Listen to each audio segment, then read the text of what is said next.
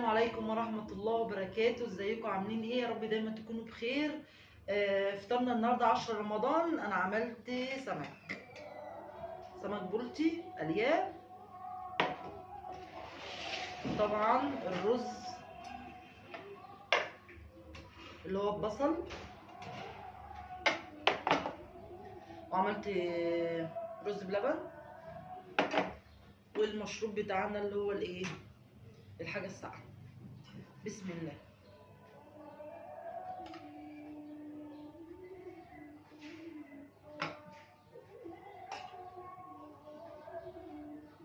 في ناس طبعا هتقول ازاي سمك ورمضان، احنا في رمضان والسمك بيعطش والكلام ده كله، بس احنا طبعا ايه، محضرين القارورة.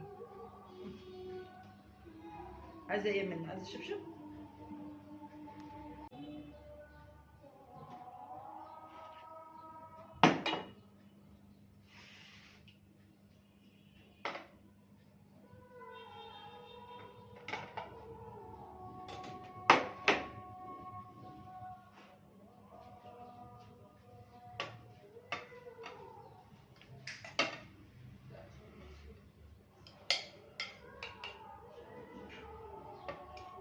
عايزه اقول لكم جانا عندنا النهارده لما عرفت ان احنا عاملين سمك نزلت تجيب اكل جاهز من بره. عدوة السمك.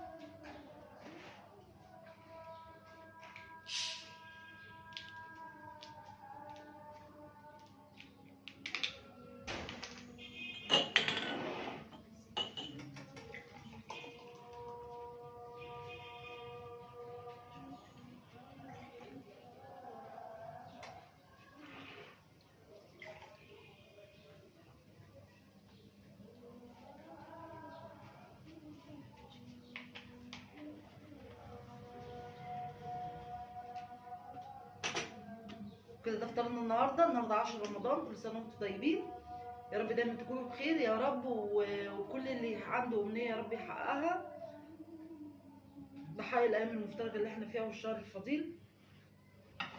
ما تنسوش تعملوا لنا سبسكرايب واللايك الجميل وتدعمونا باللايك الجميل، واشوفكم على خير يا رب، والسلام عليكم ورحمه الله وبركاته.